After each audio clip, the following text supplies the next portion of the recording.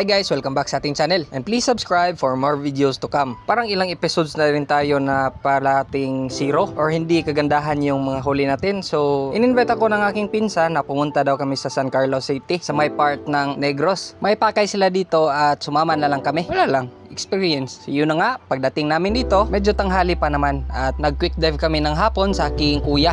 Yung pinaka-importante sa pagpamana ng ibang lugar ay kailangan may kilala kayo or mga lokal na mga tao dito para di tayo sitahin ng mga bantay dagat. Yung pinsan ko is luma dito at may mga kilala siya na may mga bangka na pwede nating iservice sa 2 araw natin dito. At yun na nga, so sobrang excited ko, na-load ko lang yung pana na isang hitak lang. Yung 120 cm pala yung dala ko ngayon. Di ko inasahan na ang labo pala dito kasi nga hapon na at medyo malakas na rin yung alon.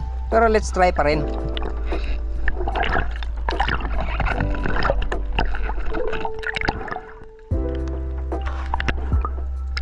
Sa ilang dives ko na lumipas, medyo may mga good size sana yung mga isda. Kaso ang 120 cm na pana dala ko, hindi talaga ako nag-harvest pag ganito yung pana ko. Masakit sa chest part pag niload mo na.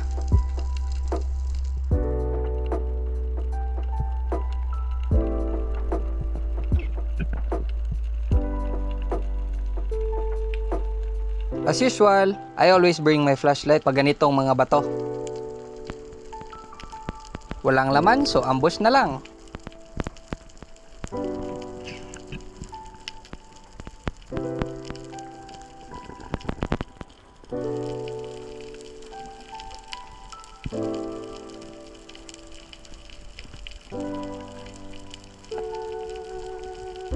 Ito pala yung mga checkered snapper na sinabi ko na pwede sanang tirahin kaso pagod mag-load ng 120.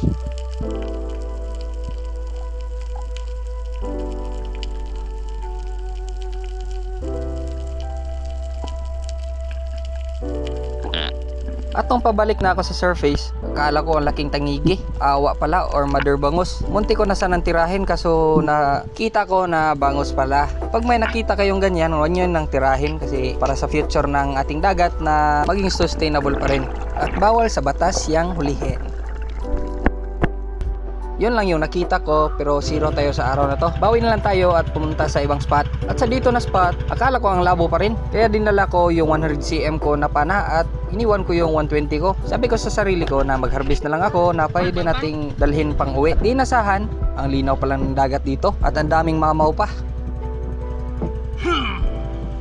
Parang mababaw lang yung spot dito kasi sobrang linaw tapos 100 cm lang yung dala ko. Pero wala na tayong atrasan dito kasi nandito na tayo. Habang nagbe-breed up pa tayo sa ating first dive or warm up dive, may nakita na akong mga Spangled Emperor or Kilawan sa Bisaya. Napakaamo nila tingnan pag nasa surface ka lang. And I took my warm up dive.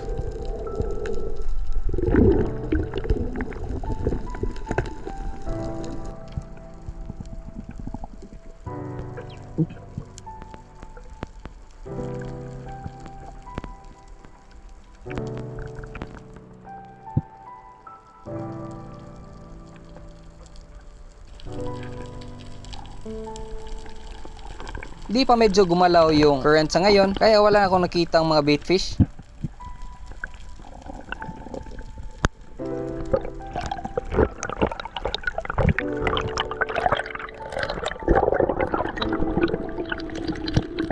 Dito sa next dive ko, medyo nagsimula na yung current at nagsilabasa na yung mga bait fish. May nakita akong mga ilang piraso-piraso na mga bato sa malalim pero akala ko talaga na mababaw lang yan. Yung mga isda na nakikita ko diyan, akala ko ang liit-liit lang. And let's check this.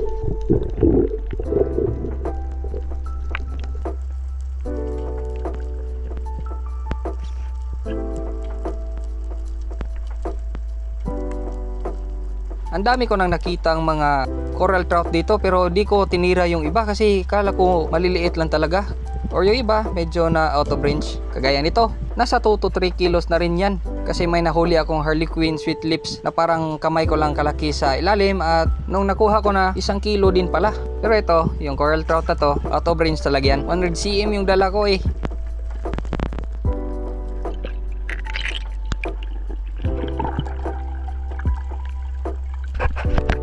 At dito, nag-breed up pa lang ako, may nakita akong 2 isda na naglalaro sa maliit na bato. Feel ko lang na good size na talaga to at medyo maamo din. At pagdating ko sa baba, isa palang coral trout at isang grouper. So nag-dive bomb na lang ako at nagpapadala ng agos patungo sa kanya without kicking your fins para di nila tayong mapansin. At naka-target lock na talaga ako dito sa malaking coral trout. Pero estimate ko pa lang yan is 2 kilos. At pinasok niya sa may butas at medyo malalim din to kaya umangat na lang ako at mag-read up sa ating pag-retrieve.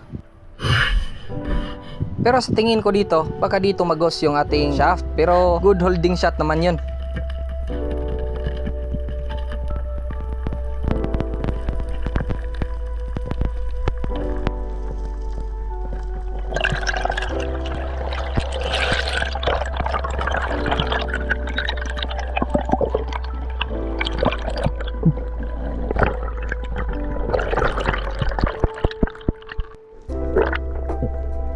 Sa dito, tinry ko talagang hilain pero bumaon talaga sa may butas.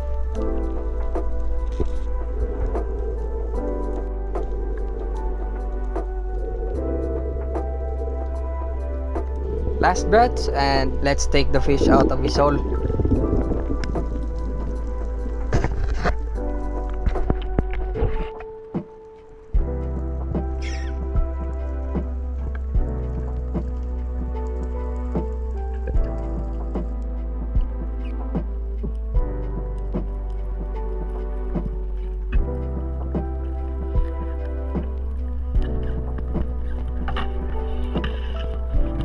Sabi ko kanina nasa good size lang. Ang laki pala, 4 kilos on scale. At ito yung personal best ko sa coral trout, high fin coral trout.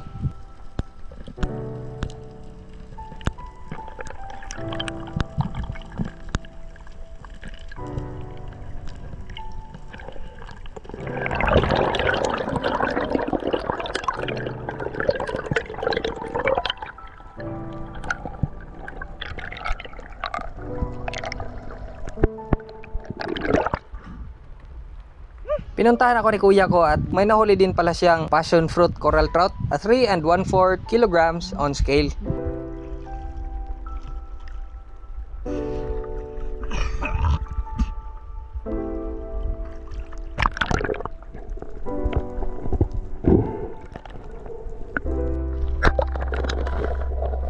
Yung tama na huli ng kuya ko is nasa buntot lang. Swerte kasi di nakawala. Nakakita pa sa inada siguro to. Pagtira ay paano? Nakuhaan ko sa distansya ba? Sayang wag di partiti. Naghaga. Kuha mo. Mga gagmay ra mo kita naon si ano? Ito pala yung harlequin na nasa 1 kilo din. Akala ko ang liit lang sa ilalim. Pero feel ko na delete ko talaga yung footage sa pagtira ko nun.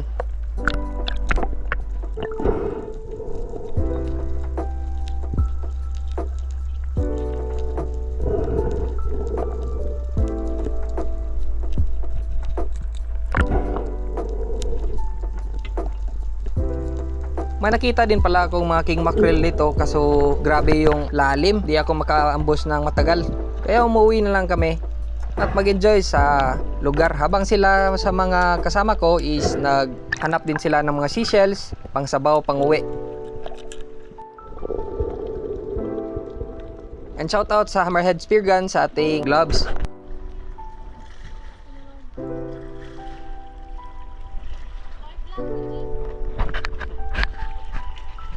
Loya taon bata, perti taon gutom ah.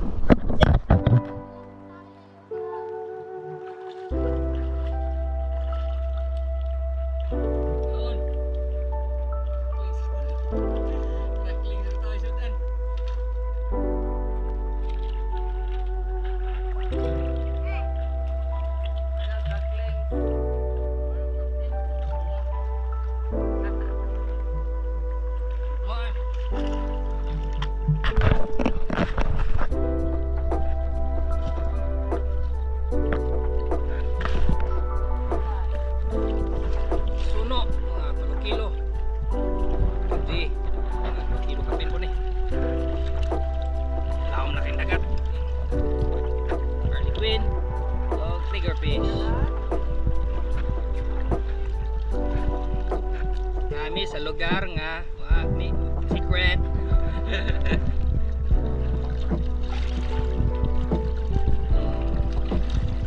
fish.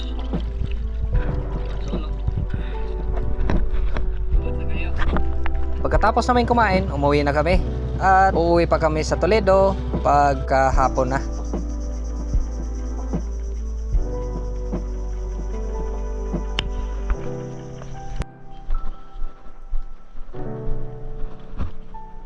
At pagdating namin sa bahay, ang saya ng aking pusa. Pagpilihan namin, asay mo sudan na namin. Hanzo. Psst. Pagpilihan na, asay mo sudan na.